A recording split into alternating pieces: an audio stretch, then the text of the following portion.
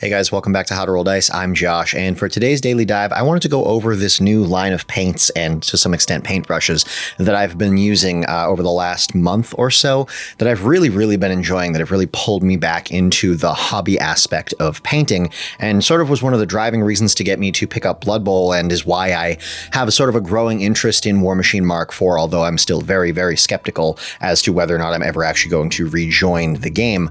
At least now, because of the painting aspect of things, I'm more hopeful than I was previously.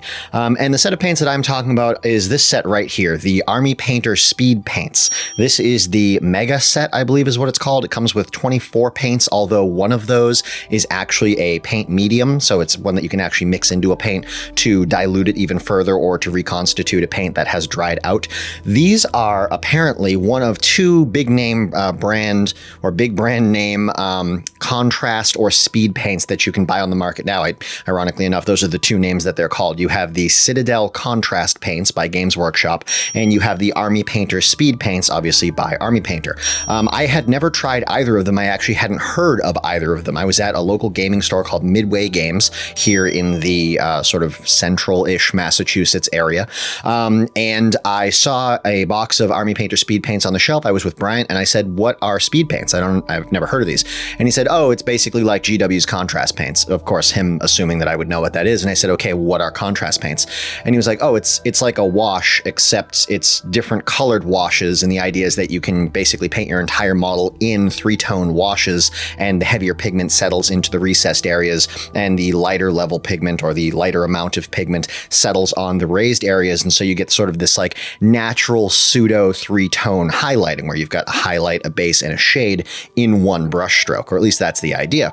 And to me, I was like, wow, that sounds like everything I've ever wanted, because I want a model that looks table ready, but I don't need a model that's going to win competitions, and I certainly don't want to put the time into painting a model to, you know, the competition amount of time for a model that then just looks table ready, right? Which is how it always sort of works for me. I've mastered very few painting techniques. I understand the concept of like thin your paint down, and there's that whole like, you know, 2 thin coats or whatever. Sure, if you have the time and patience for 2 thin coats, and that means 2 separate times in each color, I have to not screw up.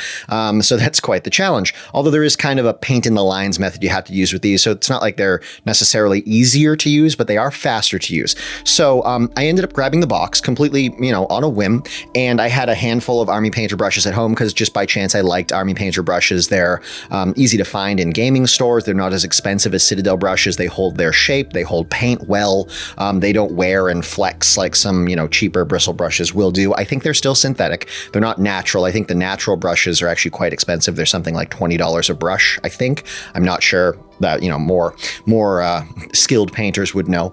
But anyways, I had a handful of brushes. I had the Regiment brush, which is like their go-to, you know, kind of do-it-all brush other than a dry brush, which I had one of those as well. And I picked up the paints and I came home and I sort of read the little instruction booklet on how to use them. Didn't really give you a ton of information. And so I did some Googling online and I found one video by, I'm going to completely forget the name now, Goobertown Painting, I believe, or maybe just Goobertown Hobbies. Very nice gentleman, had a great video on comparing all of the different Speed Painter paints and also did comparisons between Speed Painter paints by Army Painter and contrast paints by GW or Citadel. And he decided, and this guy seems to be quite the experienced hobbyist and painter of miniatures, that he actually liked the Speed Painter, the Army Painter Speed Paints better. And I found a handful of other videos coming to basically the same conclusion. So I was like, okay, at least it seems I've made the better decision, especially since much cheaper and you get more paint per pot than you do with the contrast paints, or at least I believe that's the case. I looked into it briefly. I wasn't ever planning on buying GW paints anyways. They are very expensive as far as I'm concerned. But I got a little bit of a sort of tutorial on how to use them. And it seems like the way that they're recommended to be used out of the box is that you prime your entire model in white matte primer, and then you sort of just go to town with the speed paints. And the idea is that because they are semi-translucent paints, you can't do layer over layer like you would with normal paints. You can't like make a mistake in blue and then later cover it up when you're painting red. There's not enough pigment and opacity to the paints. So you're going to see every layer through every other layer, which means you have to stay in the lines like I was talking about a second ago. And so I was like, okay, doesn't seem too hard. Take your time, only hit the spots that you intend to hit and just see what you get. The paints are very thin. They're watery.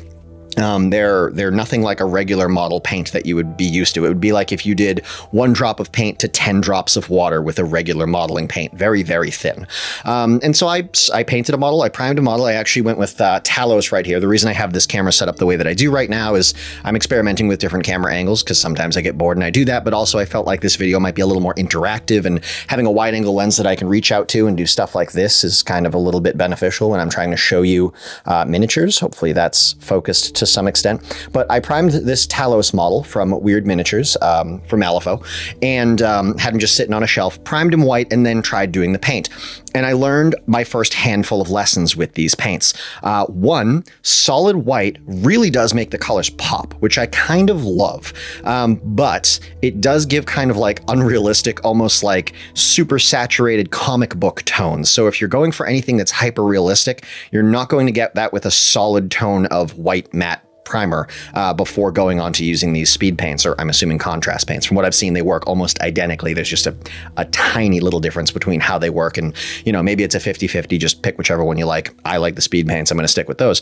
So I learned that white is great, but it's a bit like, wow, and then I learned also that these take a while to dry because they are so wet. And because of that, and because of the fact that they will bleed together and run just like washes or inks, you can see here on his sort of little tattered robe here on the back, his little, whatever you would call that, loincloth. He's a machine, so I don't know why he would need one. You can see a lot of black ran into that. A lot of dark blue ran into that from his chassis or his torso into the bright poppy orange that I had there. And that kind of ruined it. And so other than, trying to figure out, do I want to go pure white or do I want to try something else? I also had to figure out, all right, what about the paints running? Because it's not quite speed painting if you have to wait an hour in between each color. You could think, well, maybe I'll just jump to another section of the model where those two areas don't touch, and so there's no chance of bleeding, but you run out of those areas very quickly, and then you're sort of up against this wall of, okay, am I still speed painting if I have to wait so long in between colors? All right, so moved on to the next model, and I was like, let me try some of these Voidlings, also from Malifaux, Weird Games, because I had them just sitting on a shelf. Primed them black, and then tried to go for a zenithal highlight. If you don't know a zenithal highlight, it's most often or best done with a with an airbrush. And unfortunately, to do that, you have to have an airbrush and airbrush paints, or paints that can go through an airbrush. Some can, some can't. Some are made specifically for it.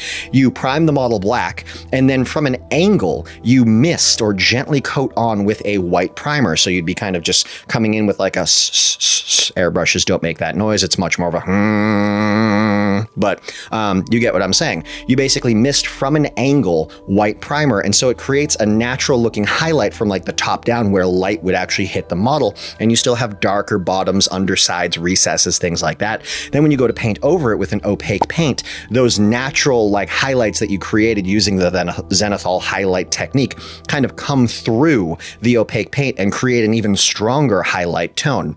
Unfortunately, when trying to do that with a can of primer instead of an airbrush, I ended up running into the fact that you get almost like a gritty speckling of primer onto the model instead of a smooth coat. Maybe there's a better technique to do it, but for me, I really don't like the texture that it produced on these guys. I'll try to show that to you there. He's small, so might have a hard time focusing, but you can see on sort of his shell, his carapace there. It's probably hard to see, but there's a weird texture and speckling tone that came through, and it really didn't give me the zenithal effect that I was looking for. Also, I had more issues with the paint running, and I had some trouble with staying in the lines, but that was more of a practice thing. After that, I moved on to this gentleman here who was already primed black, and I left him black and decided to go over him. Actually, did I leave him black or did I paint him? I can't remember now. I believe what I did was I moved on from the airbrush, or sorry, the primer, aerosol primer, zenithal highlight to a dry brush zenithal highlight. I was like, okay, I'll prime the whole model black, and then I'll come in with a Army Painter matte white regular paint, not a Speed Painter paint or anything like that, and I'll dry brush heavily all over the model. Still dry brush, not painting, but a thick layer of dry brush, like like a lot of dry brushing. So when you're done, the model almost looks like stone, basically, because there's so much white to black to gray now on the model. And then I painted him using the speed paints. And I was happy with the tone that I got. I liked how that version of the zenithal highlight worked. It really did create the highlights that I wanted. They popped through. They added some real like effect to the model, but I was still running up against this issue with the paints bleeding together. And he unfortunately fell off his base because he's a heavy metal model. The best tone that you can see on this guy, because I went with a lot of darks, unfortunately, is on his coffin backpack there. Again, I don't know if this is in focus. I hope it is. But I was happy with some of this and not happy with the rest of it. One of the other things that I want to mention, and Goobertown did a really good job of sort of making note of this because he literally painted a model with every single color in this set, was that it's really hard to tell how a color is going to look until it's dry or until you've seen it dry. It has to do with how much of a zenithal highlight you're painting over. Are you painting over pure white? Are you painting over mostly black? Doesn't really have to do with how many layers of it that you put on, because it doesn't really step up that much unless you do 3 or 4 layers, because it is so translucent. But what it looks like coming out of the bottle and how it dries, totally different. It might look super dark and it might dry super bright and vibrant. It might look really bright and vibrant and dry kind of darker and duller than you expected. You do really get the effect that the speed paints kind of promise once you get a hang of how to use them, but it's really hard to visualize how that color is going to look on a model until you've painted quite a few models and you start to memorize, like, I really like that one for oranges. It pops really good. I like this red for flames because it kind of mutes down a little bit. And you get a feel for how they all work. I've started to find like my favorites in this set, where I would use them, where I wouldn't use them, things like that. So then I moved on to my 4th attempt here, which was actually this Warpborn. I think they're called Warpborns or Alpha Warpborn. It's from War Machine, or I should say Hordes. It is a Circle Ouroboros model. And this is where I sort of mastered the technique in full. I now know how I like to do the zenithal highlight, right? I learned that throughout doing these guys. Prime with a black primer, then go in with a regular matte white paint and do a heavy dry brush all over the model to get those highlights to pop.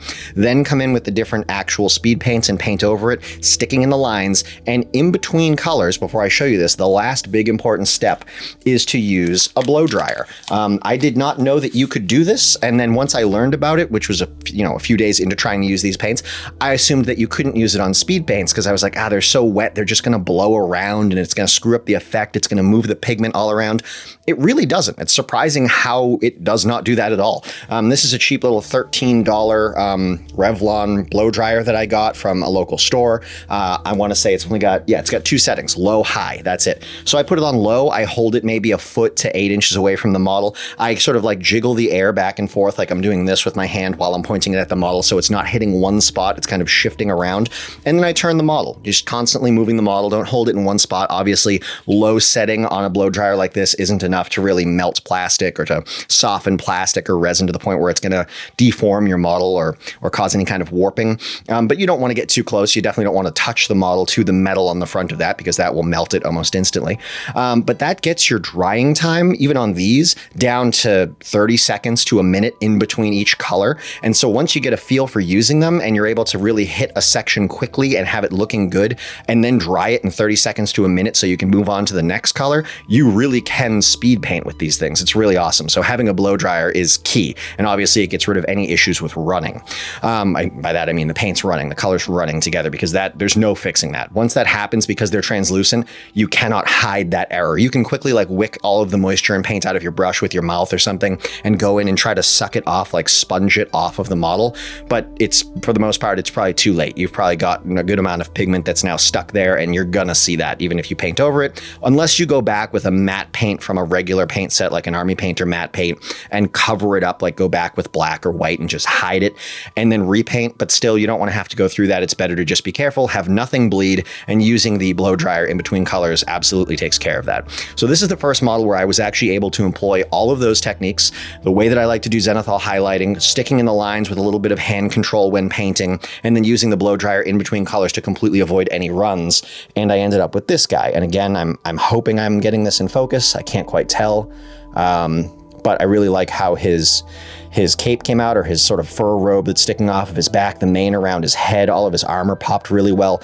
I was still getting a feel for how some of the colors looked when they dry, so I definitely would make some different color choices on this model if I were to paint it now. But overall, I was really impressed with how this came out because, again, I know where my skills are at as a painter, and I know that if I was using regular paints, that model would have taken me an entire night, like 4 to 6 hours, and it probably wouldn't have come out as consistent and as satisfying, at least to me.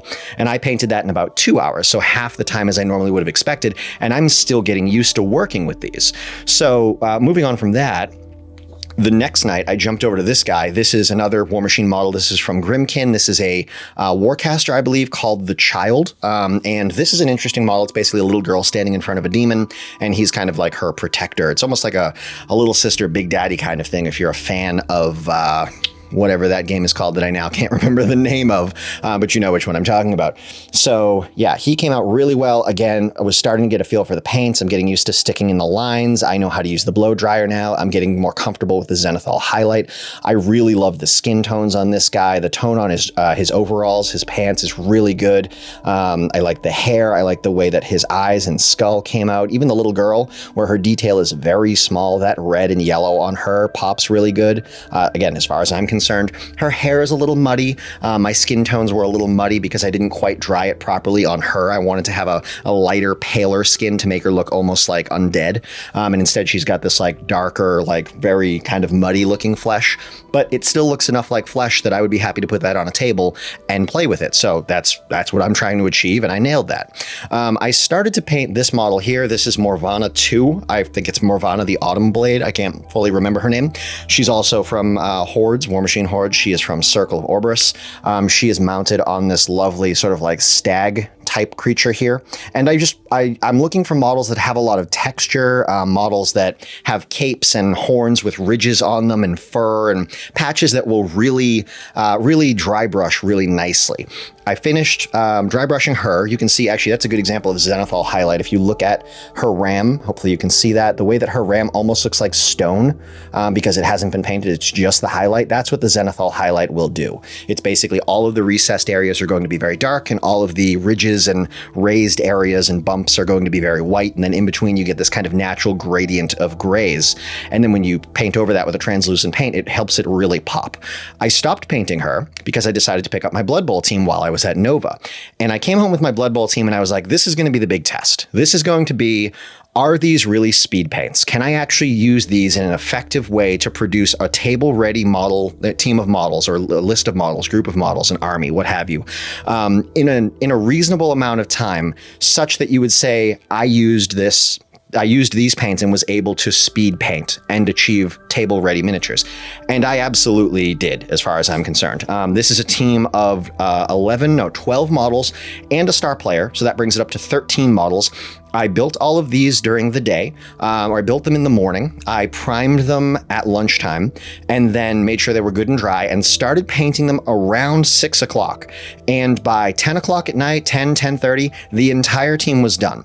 Top to bottom, multicolors, fully painted, eyes based, like ready to go. And again, same technique, zenithal highlight over a black primer. So black primer, white dry brush, letting it dry, coming in, going through the team one color at a time. So picking up, say, I want to do the green, going through all the models and hitting all the green. Then I want to do yellow, going through all the models and hitting all the yellow. I basically used the studio color palette for these because I didn't want to have to simultaneously think about how am I painting and what colors am I using, like what's my color scheme. I wanted to remove as much decision making from the process so I could just focus on the mechanics of painting the model, drying the color, moving on to the next model, and just like moving through the chain and making sure I get everything done using good technique and not having to worry about what color I was going to pick.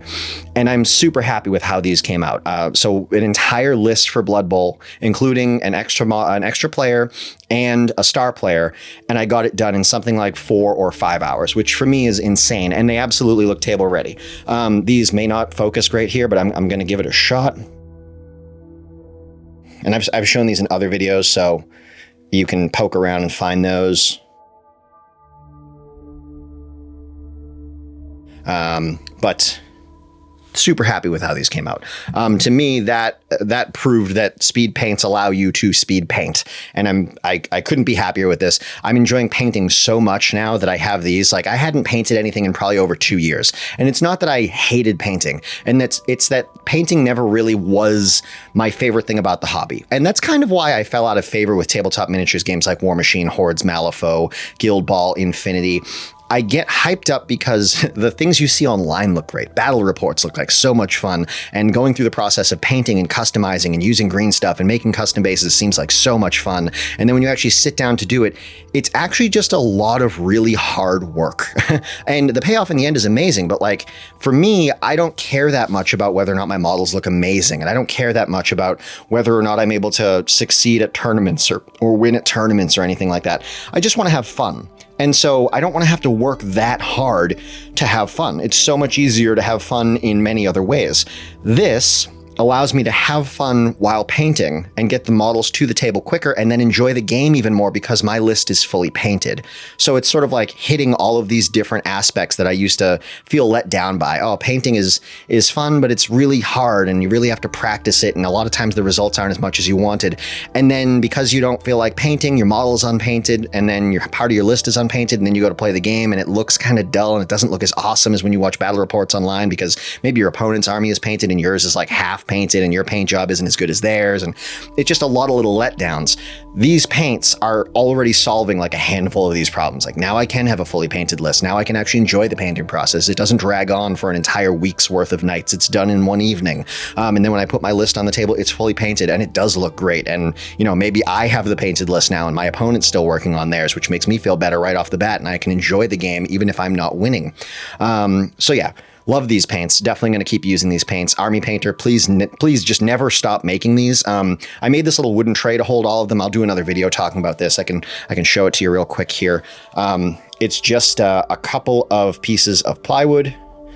I think like thick 1 inch or 3/4 inch plywood stacked on top of each other. One of them has all the holes cut out to the width of the bottles. If you're curious on what size that is, I want to say they are 1 inch holes to hold the bottles. If you're curious about Citadel paints, it is 1 1/4 inches to hold Citadel pots, the sort of short stunty pots if you want to make your own. The bit to do that only costs about $10 and a regular cordless drill or a corded drill, whatever. And then I used 1/4 inch drill bits to put holes in for all of these Army Painter brushes, because I've been enjoying the paint so much.